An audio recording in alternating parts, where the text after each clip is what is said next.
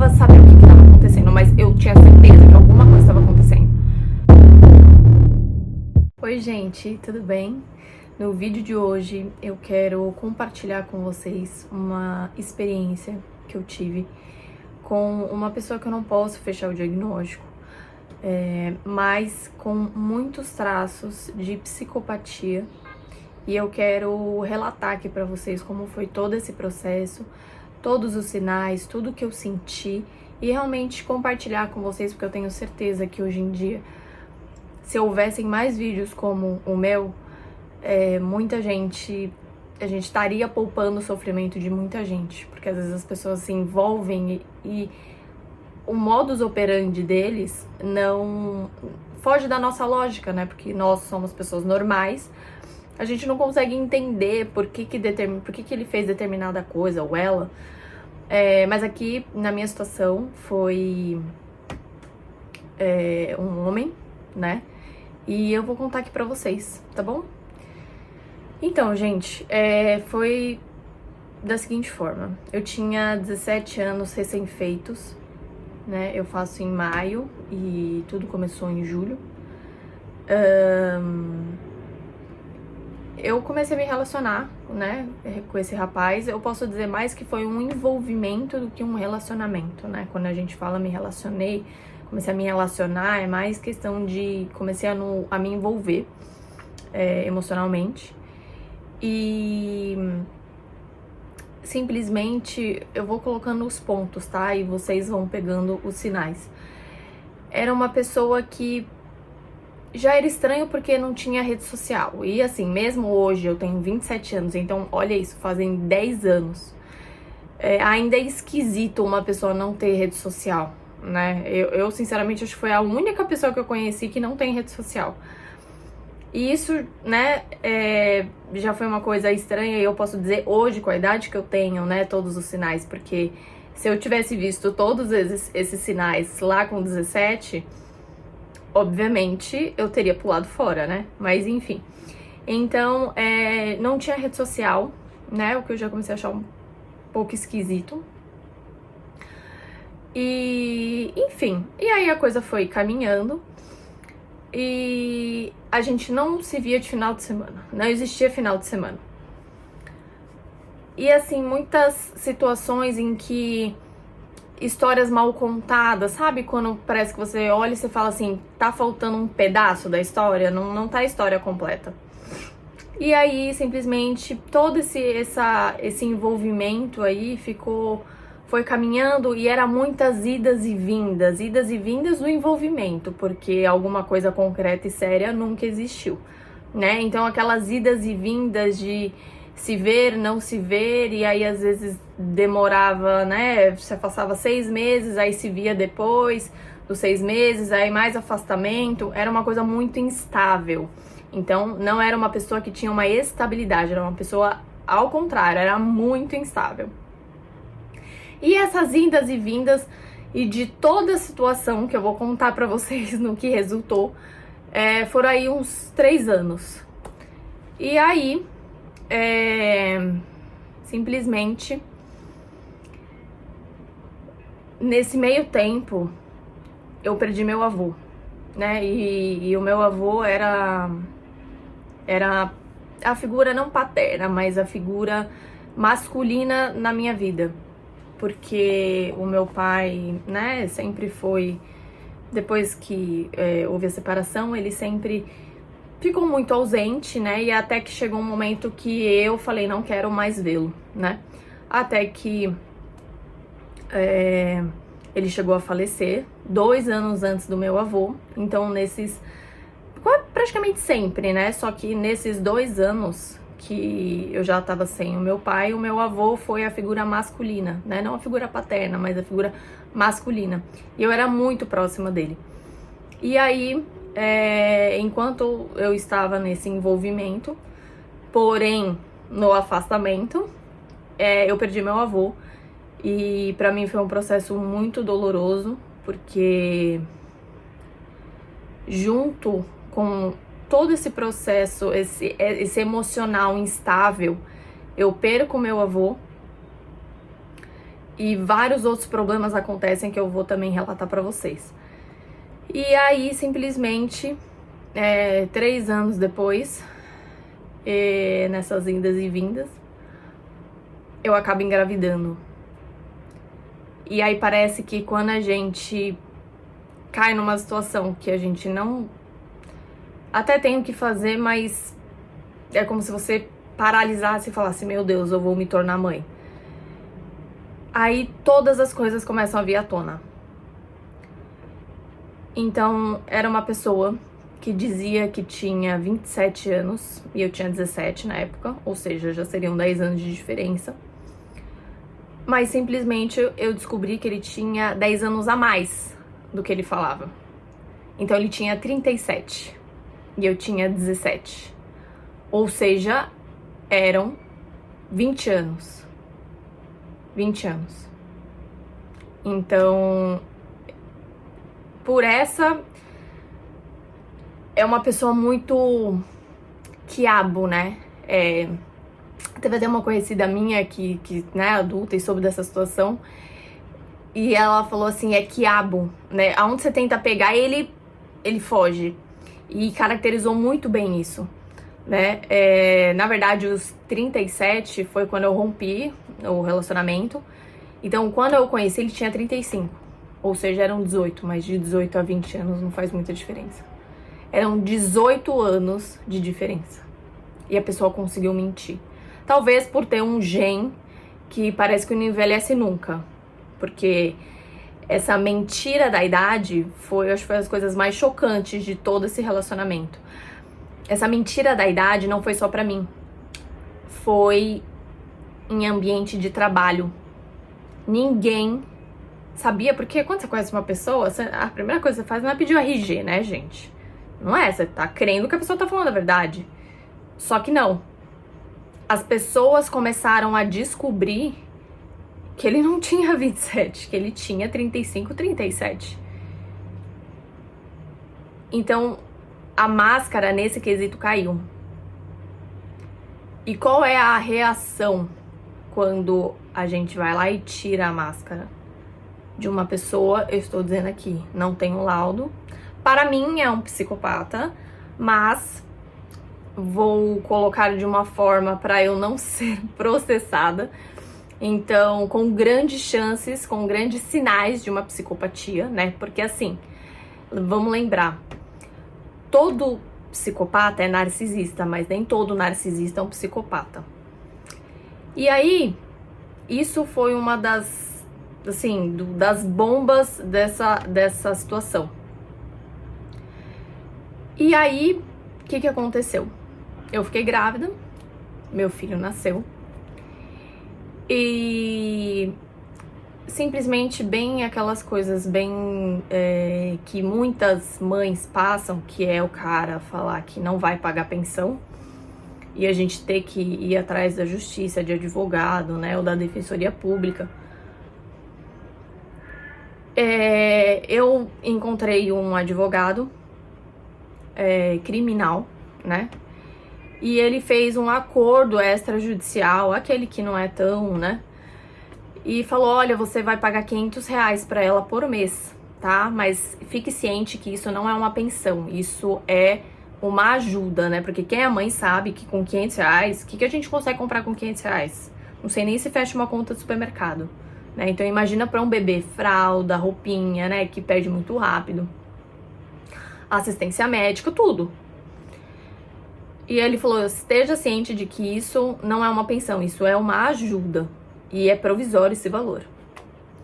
Gente, no segundo mês, eu já não vi mais a cor do dinheiro na minha conta. É uma pessoa, de novo, aonde puder fugir de responsabilidade, vai fugir. E aí, simplesmente, eu peguei e entrei em contato com o advogado. Falei, olha, não está caindo mais a pensão, né? O acordo que a gente fez amigavelmente para não ter que entrar na justiça, ele não está arcando. E aí, gente, sabe uma pessoa que ela consegue tirar o pior de todo mundo que tá ali envolvido na situação. Uma pessoa que não sabe seguir uma linha de raciocínio e falar o que aconteceu, por quê, quando. É uma pessoa que não segue, não consegue seguir uma linha de raciocínio, uma linha do tempo, não consegue. Ou é manipulador o suficiente para não fazer. Não fazer. E fugir de qualquer pergunta que alguém faça. E eu comecei a achar aquilo tudo muito estranho.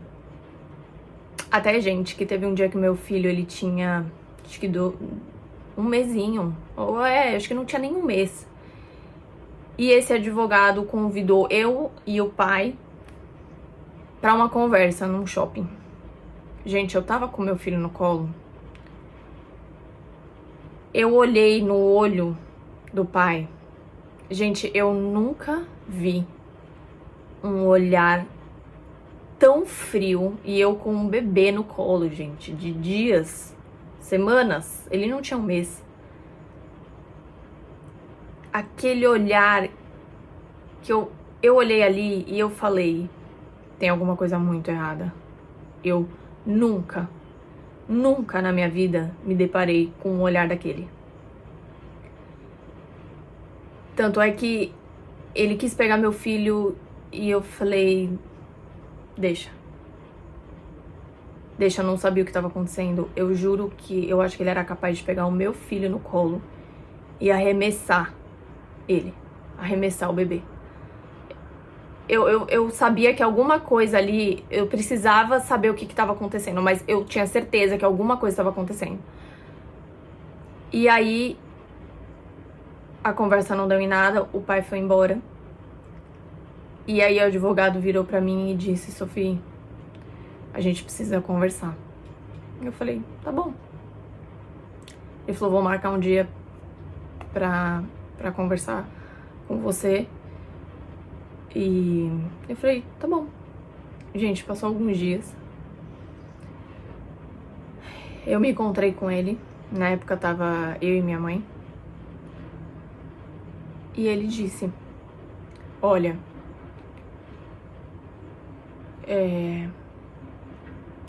o pai do seu filho, ele tem uma coisa chamada desvio de personalidade. Na hora que ele falou, gente, eu fiquei com um ponto de interrogação na cabeça olhando pra cara dele, que eu falei, não entendi. Eu falei, você pode me explicar? Eu falei, como assim? Desvio de personalidade? Eu falei, nem sei o que é isso, nunca ouvi falar. E ele falou assim, olha, existem vários transtornos, desvio de personalidade, ou transtorno de personalidade. E aí eu peguei, fiquei meio assim, aí eu abri o celular e coloquei transtorno de personalidade. Era psicopatia. Gente, a partir daquele dia que eu me vi sentada, eu falei, meu Deus, eu tenho um filho de um psicopata. Porque, assim, diagnóstico, gente, no Brasil, é a coisa mais difícil de se conseguir. Por quê? Porque o psicopata, existe até, eu não sei o nome, mas tem um teste que os psicólogos, psiquiatras, psicólogo não, psiquiatra faz, pra detectar se a pessoa é um psicopata ou não. Só que às vezes o psicopata, ele é tão ardiloso que ele consegue manipular as respostas e o psiquiatra não consegue pegar ele, né, no pulo de quem ele é. Não consegue. E aí, só que quando esse advogado já tinha conversado muito com ele, né, olha, seu filho, gente, ele falou assim, eu defendo bandido. Eu sou advogado criminal e às vezes eu falo pro bandido, me fala o que você fez pra ver se eu consigo te livrar. Ele falou assim, eu já vi muita coisa. Essas coisas que aparecem em série, essas coisas que aparecem em filme.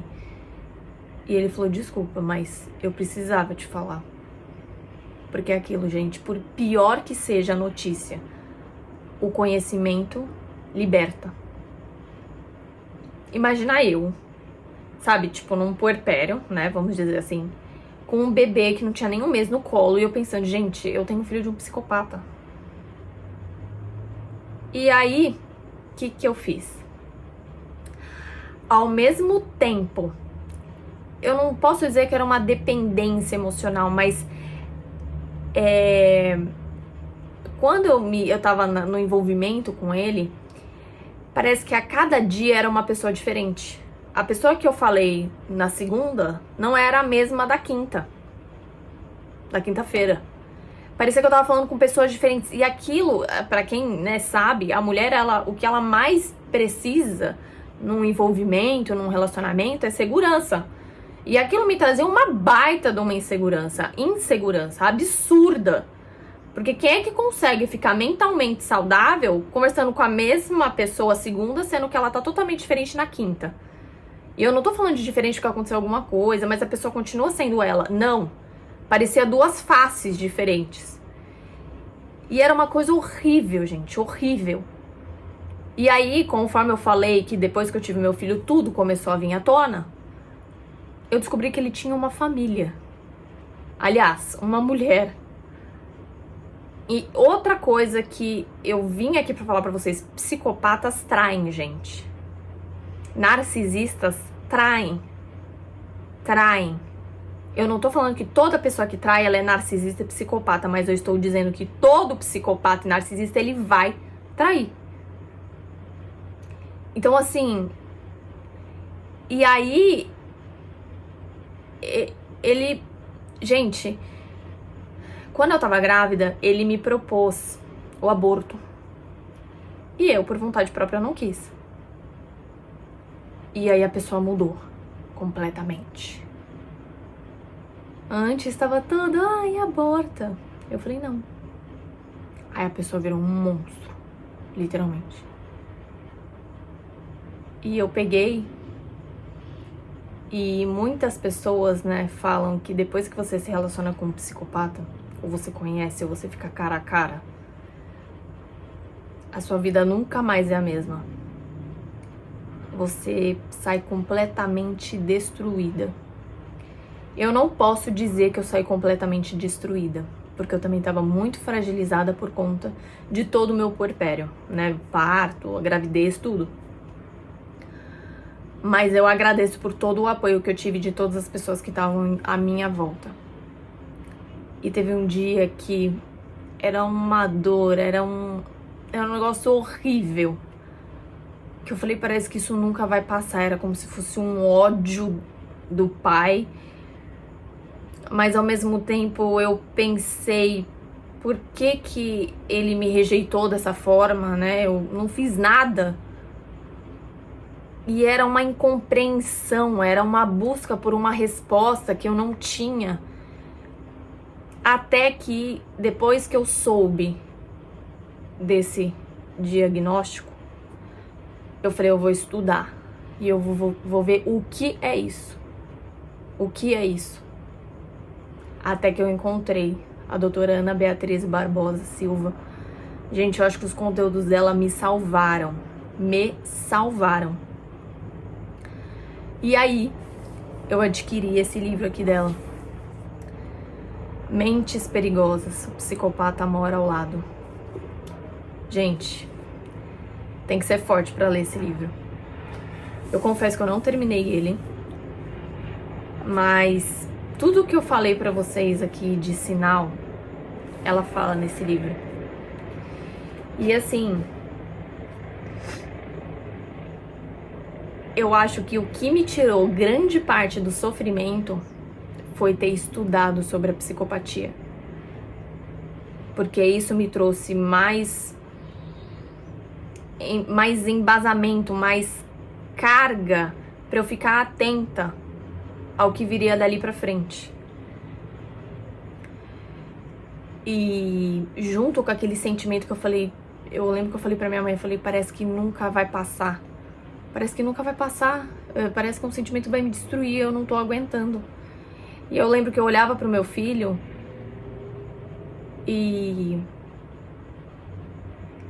parece que eu disse pra mim, é como se o diabo, ele, o próprio pai, me colocou, ou eu, ou a criança.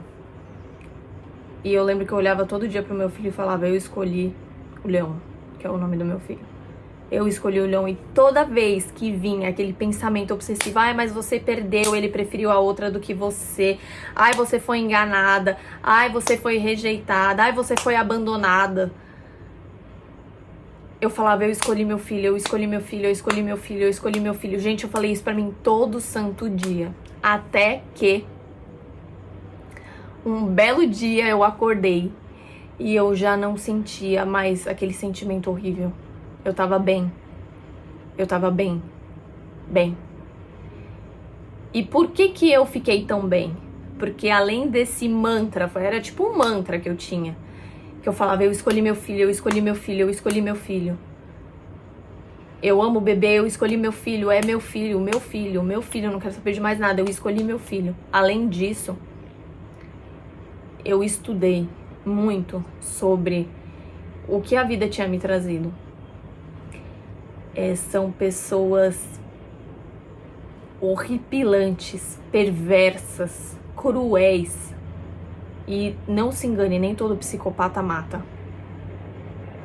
Mas a intenção dele é acabar com a sua autoestima, começar a duvidar de você mesma e, se puder, acabar com o seu emocional. Então, eu tenho certeza que tem muitas mulheres que hoje passam por relações que às vezes ela fica, gente, mas isso não é normal, mas por quê? E às vezes a resposta está na psiquiatria, basicamente. Psiquiatria pode ser que não seja um psicopata? Pode. Mas pode ser um belo de um narcisista. Pode ser uma pessoa que tem outros tipos de desvio. Gente, a psiquiatria tem tanta coisa, mas tanta coisa. E tem muita coisa. Muita. Então, gente, eu quis vir aqui compartilhar com vocês. E no meio dessa situação toda, eu vou fazer um outro vídeo pra vocês.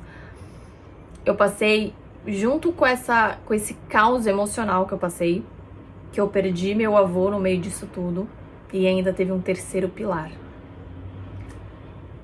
Eu recebi um processo, gente. Um processo judicial. Criminal, aliás. E eu vou contar pra vocês num próximo vídeo. E de tudo isso, por que eu decidi abrir meu coração e contar pra vocês essa situação? Porque eu falo muito nesse canal, né, sobre a criança interior, o que os traumas lá atrás refletem na sua vida quando você é adulto. E eu tenho certeza que eu atraí esse envolvimento porque 2 anos antes de eu ter perdido o meu avô, eu perdi o meu pai. E ele sempre foi muito deficiente como pai. Então eu tinha certeza, e eu sei que eu tenho hoje ainda, mas eu tinha muito bloqueio, a minha criança interior, ela tava destruída em relação ao meu pai. A proteção que eu precisava e não tive, a atenção que eu precisava e não tive, o carinho que eu precisava e não tive,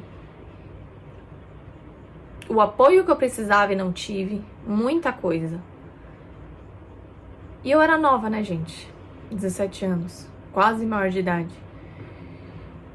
Então, às vezes o estrago é muito grande, mas eu tenho certeza que ainda bem que eu passei por tudo isso, porque hoje eu tenho meu filho, a gente é super amigo, né? Ele tem 6 aninhos, como eu já falei em outros vídeos, e ele tá super bem, né? Mas são coisas que vêm pro amadurecimento e principalmente, gente, pra gente buscar o conhecimento. Porque, olha, se essa situação não tivesse acontecido, poderia ter vindo outra, né? Mas essa eu acho que foi a mais grave de todas. A mais grave de todas. Então, e assim, uns anos depois, né, o meu filho devia ter 2 anos, eu descobri por pessoas que hoje eu nem tenho mais contato, mas que conheciam um pai, e a coisa só foi se afirmando mais, que ele é um. Porque a pessoa falou que ele tinha um vídeo no celular de uma cena de um crime um crime qualquer, esquartejando uma mulher.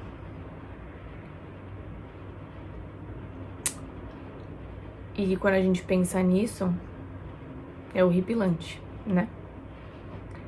Agora, pra ele, era divertido. Era engraçado. Qual pessoa normal vai achar isso uma cena normal?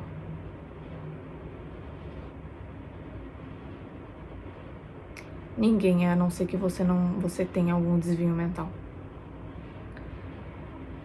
E eu soube muito bem que ali eu sabia que eu tinha feito o certo de não me vingar, mas de deixar ir com a única presença que pode dar a vingança, que é Deus. Hoje, graças a Deus, eu vivo em paz. Meu filho tá longe de qualquer tipo de influência de um ser humano daquele. E hoje eu olho pro céu e falo: obrigada, Deus. Foi realmente um livramento. E eu tenho certeza que se o meu filho não tivesse vindo pra me salvar, eu não sei onde eu estaria hoje. Se é que eu tivesse conseguido sair daquela situação. Eu tenho certeza que o Leon, meu filho, ele veio pra me salvar. E muitas pessoas me falaram isso. Minha família, pessoas que me ajudaram nesse processo.